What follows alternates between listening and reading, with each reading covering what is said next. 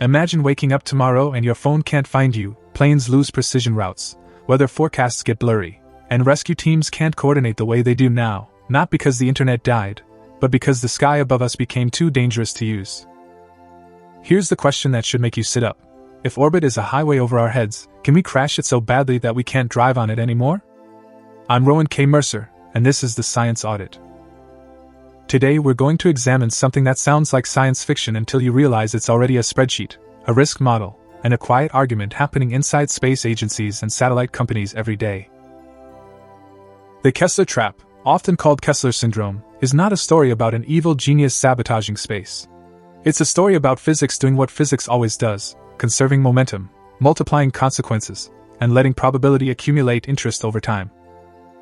And the stakes are brutally simple to say in one sentence. If we lose key orbital bands, we could face decades-long limits on launches, higher costs, degraded safety, and a narrowed future in space, not because we forgot how to build rockets, but because we made the environment around Earth hostile to spacecraft.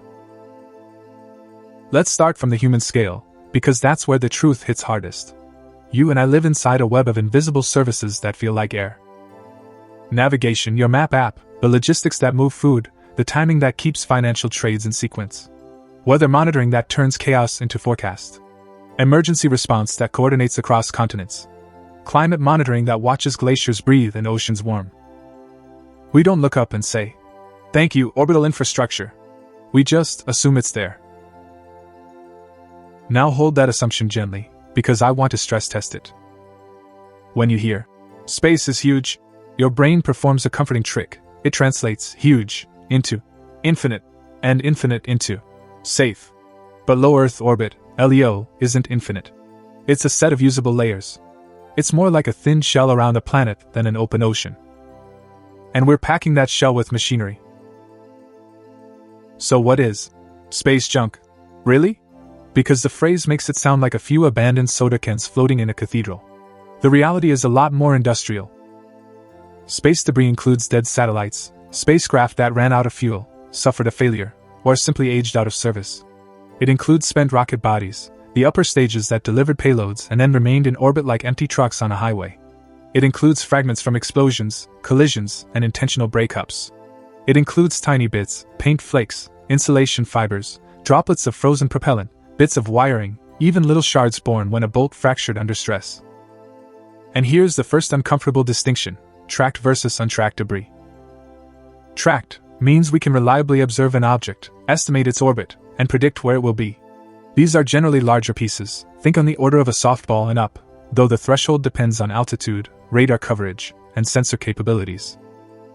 Untracked means it's too small or too numerous to follow individually, but still big enough to do damage. If tracked debris is a list of known cars on a highway, untracked debris is the gravel that suddenly becomes lethal when you're going 200 miles an hour. Now we need to talk about speed, because speed is the ingredient that turns tiny into terrifying. In low Earth orbit, satellites move at roughly 7 to 8 kilometers per second. That's not a typo.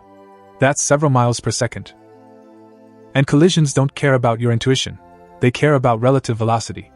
If two objects are crossing at different orbital inclinations, different tilts of their orbital planes, the closing speed can be around 10 kilometers per second, sometimes more. So here's a metaphor that won't lie to you.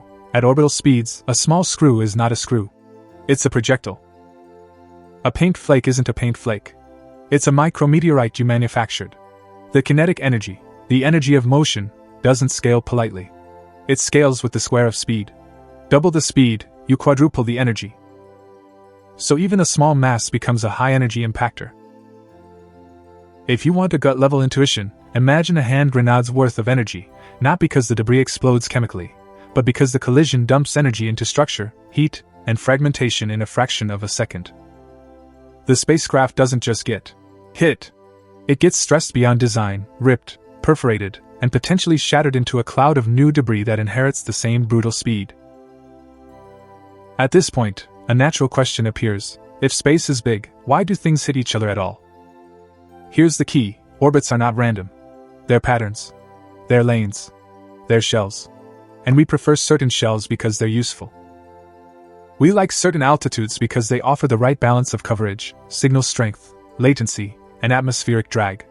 We like sun-synchronous orbits because they let Earth-observing satellites pass over the same place at the same local solar time, making lighting consistent for imaging. We like specific inclinations because they let us cover particular regions of Earth. So collisions happen when orbital planes intersect in space and time, in crowded altitude bands, under the tyranny of relative velocity. Imagine two swarms of bees moving in different directions through the same narrow hallway. Even if the hallway is long, the density matters where their paths cross. Now we can define this central concept, carefully, without drama. Kessler Syndrome is a cascading collision process where the rate at which debris is created exceeds the rate at which debris is naturally removed, leading to a self-sustaining growth loop. That's the heart of it. Not, one collision and space is over. But, the system crosses a threshold where each year produces more hazards than the year before. Think of it like a fireplace. Below a certain temperature, wood smolders. Above it, combustion becomes self-sustaining. The same logs, the same oxygen, different regime. Or think of a microphone near a speaker. Below a threshold, you hear a clear voice. Above it, you get that screaming feedback. Kessler Syndrome is orbital feedback. Collisions create debris. Debris raises collision probability. Collisions become more likely. The debris population grows. And here's the subtlety that makes it a policy problem made by physics. No villain is required. You don't need sabotage. You don't need malice. You need enough objects, enough time, and a few bad luck events, or one very bad event, to push a crowded orbital shell into a regime where cleanup becomes harder than contamination. So what does the evidence look like? Not in the sense of, is it real? Because we already observe debris and collisions, but in the sense of, do we have proof of concept for the cascade mechanics? Yes. And we can talk about it without sensationalism. In 2007, China conducted an anti-satellite test that destroyed the Fengyun 1C satellite. That single event created a massive amount of trackable debris and far more untrackable fragments, injected into a busy region of LEO. The important point isn't the politics of why it happened. The important point is the physics of what happened next. The fragments spread along the original orbit, precessed, and began intersecting other orbital paths, increasing risk over wide regions over time. In 2009, the Iridium 33 communications satellite and the defunct Russian Cosmos 2251 satellite collided. That was not an intentional test. It was an accident, two large objects, high relative velocity, and the wrong place at the wrong time. The result was thousands of trackable fragments and again, a much larger population of smaller pieces.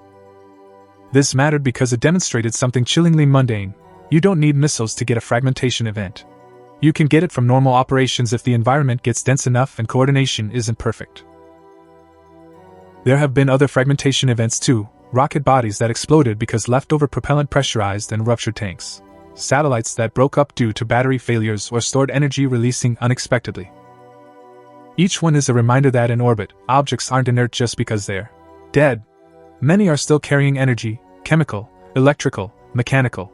And energy in a confined structure over years can become a delayed accident. So we've already observed the ingredients: crowded useful orbits, high speeds, fragmentation events, debris fields that persist. That doesn't automatically mean doom. But it does mean the mechanism is not hypothetical. Here's another question you might be asking right now. If this is so dangerous, why haven't we already lost low Earth orbit? Because we do mitigation. And mitigation works, up to a point. We passivate rocket stages and satellites, meaning we drain leftover propellants, discharge batteries, and reduce stored energy so they're less likely to explode later. We do post-mission disposal. Satellites at lower altitudes can lower their orbits to re-enter and burn up, ideally within years to decades. In some higher regions, satellites can raise themselves into graveyard orbits, parking lots that are less likely to interfere with active spacecraft. Operators perform collision avoidance maneuvers when tracking data suggests a close approach. There are conjunction alerts, coordination networks, and increasingly sophisticated models. But each of these has limits. Collision avoidance requires fuel, planning, and accurate tracking. It also requires that everyone plays the same coordination game, sharing ephemerides, responding in time, not turning maneuvers into a choreography mistake. Post-mission disposal requires functioning propulsion or drag devices. If a satellite fails suddenly, it may become a long-lived derelict. Passivation helps, but it can't rewind existing debris. And graveyard orbits are a solution in some regimes, not all. In LEO graveyard isn't a neat shelf. Atmospheric drag and orbital dynamics make it more complicated. If you're feeling a little uneasy, good. That means your intuition is aligning with the actual shape of the problem. So let's move to the edge of understanding, the part where we stop listing facts and start interrogating the system. The most important concept here is nonlinearity. In everyday life, we expect proportionality, double the input, double the output. But complex systems often behave like traps. They behave nicely until they don't. A forest can tolerate a few sparks. Then one hot, windy day turns the same forest into a fast-moving wall of flame. A lake can absorb nutrients, until algae blooms tip it into oxygen collapse. A financial system can absorb risk, until leverage makes it brittle and one failure cascades. Orbital debris risk is like that. A few objects more doesn't mean a few % more danger. Because collision probability depends on density, geometry, and time. And when collisions generate fragments, you're not just adding one more object, you're potentially adding thousands. This is why scientists and engineers talk about a tipping point, and why that phrase isn't just internet drama. It's closer to the idea of a phase transition in physics. A phase transition is when a system changes state, like water freezing into ice, not because the molecules changed, but because the conditions crossed a threshold. Same H2O. New regime. New rules for what's possible. So here's the core mystery, stated plainly: where is the tipping point for specific orbital shells, and how sensitive is it to the things we control, like the growth of satellite megaconstellations, the probability of breakup events, and compliance rates with disposal guidelines? In other words, how close are we, in particular bands, to the regime where collisions become self-sustaining? And notice how uncomfortable that is.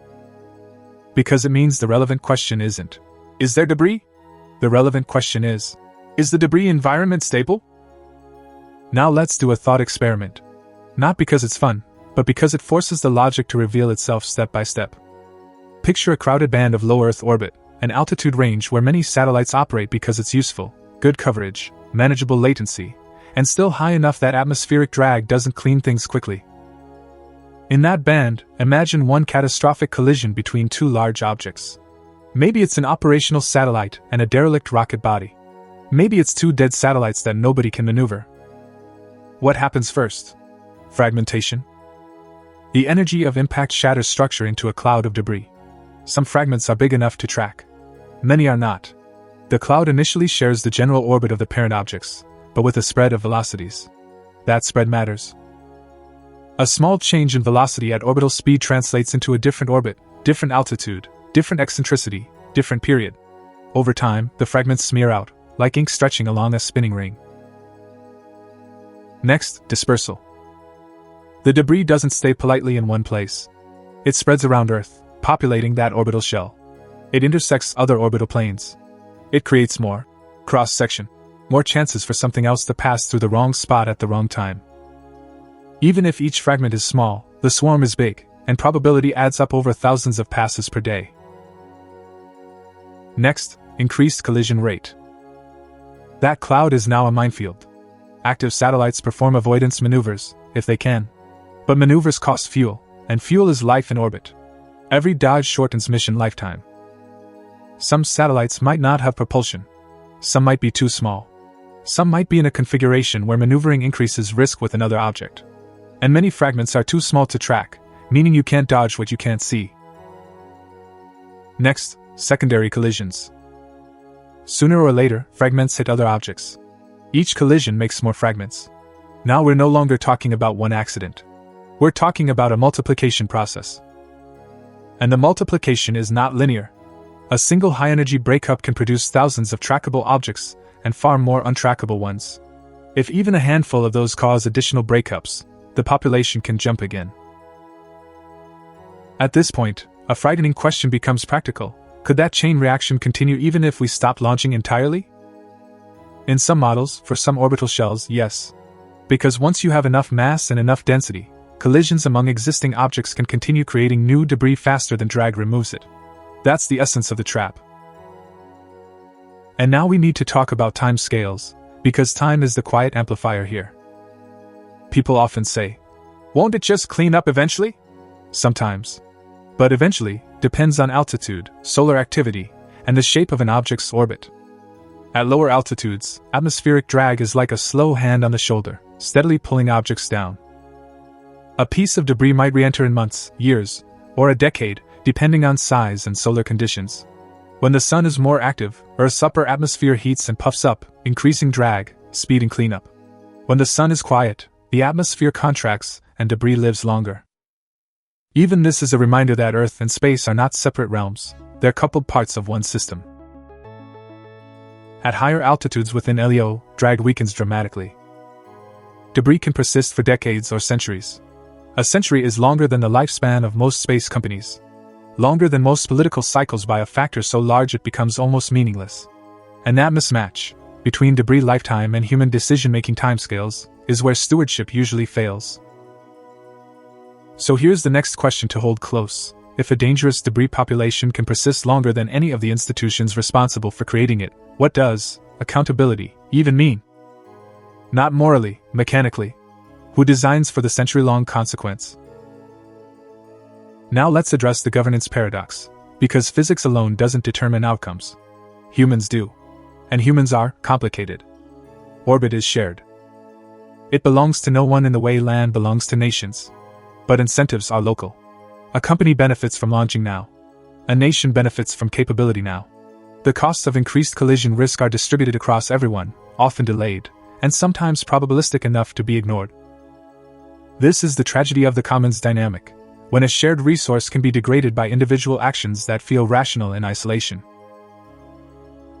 And the cruel twist is that in orbit, the commons doesn't just get messy. It can become physically hostile. Litter on a beach is ugly and harmful, but you can still walk the beach. Litter in orbit can become a shotgun blast at 8 kilometers per second.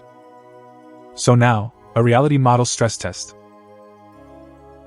If we discovered a new continent, rich, habitable, full of resources, but the act of littering it could make it permanently uninhabitable, would cleanup later ever be rational? Or would we insist on rules before we arrived in bulk? Because that is, functionally, what we've done with low Earth orbit. We discovered a new operational layer and started using it before we fully internalized its ecology. And yes, I'm going to use the word ecology on purpose. Here's a reframing that changes everything. Low Earth orbit is an engineered biosphere. Not a biosphere in the sense of trees and bacteria, but in the sense of a delicate, dynamic environment with flows, populations, feedback loops, and carrying capacity. It has predators, in a way, high-energy particles and micrometeorids. It has seasons, solar cycles that change drag. It has migration patterns, orbits that press us and intersect. And we added a new species, hardware. When you see LEO as an engineered biosphere, space debris stops being junk and starts being pollution. Pollution isn't just stuff in the wrong place. Pollution is stuff that changes the rules of the environment for everyone else. And that is exactly what debris does. It changes the risk landscape, the design constraints, the insurance costs, the maneuver budgets, the mission lifetimes, the probability of failure. So what does resilience actually require? Not vibes. Not optimism. Specific categories of action that match the structure of the problem. First, prevention. Prevention means designing satellites to fail safely, passivating them properly, and ensuring reliable end-of-life disposal. It means building in the ability to deorbit, or using drag sails, or choosing operational altitudes where atmospheric cleanup is faster. It means transparency in tracking and maneuver plans. It means avoiding creating debris in the first place, because the cheapest fragment to remove is the one you never created. Second, active debris removal. This is exactly what it sounds like, going up to capture or deorbit large, high-risk derelicts, old rocket bodies and dead satellites that represent concentrated mass in orbit. Why those? Because big objects are collision multipliers. If a big rocket body breaks up, the fragment count can be enormous. Removing a few high-risk massive objects can reduce the probability of catastrophic fragmentation events. But active removal is hard. Technically, legally, and economically. Capturing a tumbling object in orbit is like trying to dock with a spinning, uncooperative target moving faster than a rifle bullet, while you're both falling around Earth. You need guidance, navigation, control. You need reliability. You need to avoid becoming new debris. And then there's permission. Who owns a dead satellite? Who has the right to touch it? What if debris removal looks like a weapon? The physics doesn't care about these questions. but human systems absolutely do. Third, norms and enforcement that scale with launch rates. And this is where the conversation becomes uncomfortable but necessary. Guidelines that worked when launches were rare might not work when thousands of satellites are deployed in a few years. Compliance rates matter. A 90% compliance rate sounds great until you realize that 10% of a massive number is still a massive number of derelicts. So the deeper issue is not whether any one company is good or bad. The issue is whether the overall system can maintain stability under growth. Because stability is not a moral reward. It's a physical condition. Let's make this personal again. You have a body with feedback loops, temperature regulation, blood sugar control, sleep cycles. Health isn't just adding more energy drinks and more steps and more supplements. Health is maintaining the conditions that let the system function without spiraling. In that sense, progress isn't just building more satellites. Progress is maintaining the orbital conditions that make building possible. Maturity is learning to manage feedback loops. So when you hear, space is the future, I want you to hear the unspoken second half. Space is the future only if we keep it usable. The future is not just invention. It's maintenance. It's restraint. It's coordination. It's the kind of intelligence that can say, we can do this, but can we do this without breaking the platform we all stand on? Now let's slow down, because this is where the emotional weight arrives. If humanity's future includes space, science, exploration, climate monitoring, communication, maybe one day industry and habitats, what does it mean that our first planetary scale infrastructure might be a ring of our own mistakes? It means the environment remembers. Not in a mystical sense. In a mechanical sense. Orbits have memory because objects persist. Systems have memory because feedback loops store consequences. A decision made in a boardroom or a parliament today can still be circling Earth when nobody remembers the meeting minutes. And that fact should change how we feel about empty space. Space isn't empty in low Earth orbit. It's dynamic. It's structured. It's increasingly busy. It's a place where the past moves at 8 kilometers per second. So could we lose low Earth orbit forever? Forever is a dangerous word in science, because nature loves exceptions. But we can say something precise. We could make parts of low Earth orbit so debris-rich that using them becomes prohibitively risky or expensive for decades, and possibly longer, without sustained, coordinated effort to prevent further growth and actively reduce the most dangerous mass. We could turn some of the most useful orbital shells into regions where every mission carries attacks of fear, fuel, shielding, and constant evasive maneuvers. And here's a question that slips in like a blade: what would we stop doing first? Would we stop launching small scientific missions because the insurance costs spike? Would we accept degraded weather forecasting because replacement satellites become harder to deploy? Would we lose certain kinds of Earth observation that quietly keep governments honest and disaster response timely? Or would we reserve safe orbits for those who can afford the risk, turning a shared infrastructure into a gated one? This is why the Kessler trap is not just a technical problem. It's a civilization problem. It's about whether we can treat a shared layer of near-Earth space like a resource with a carrying capacity, rather than a void we can use without consequence.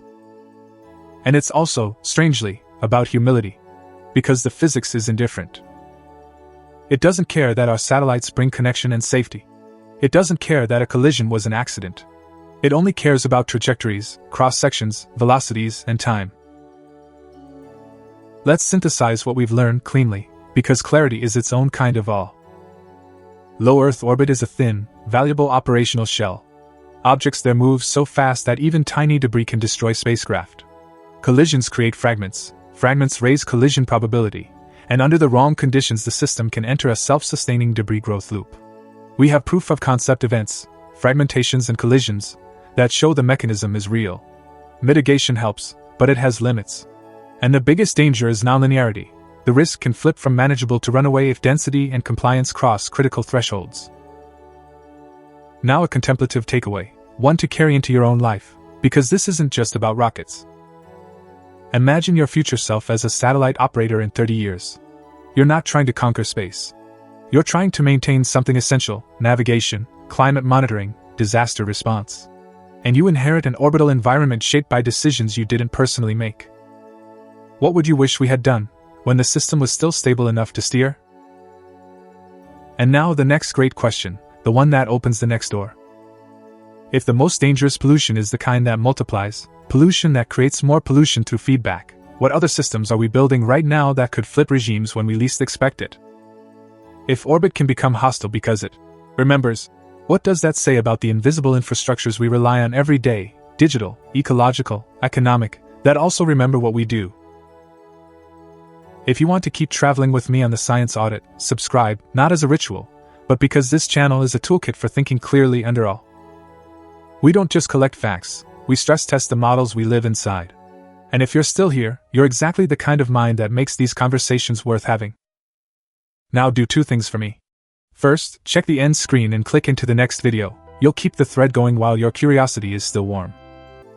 Second, answer this in the comments, quick and simple. When you picture space junk, did you imagine big dead satellites, or tiny fragments moving too fast to see? I want to know which image just rewired your intuition.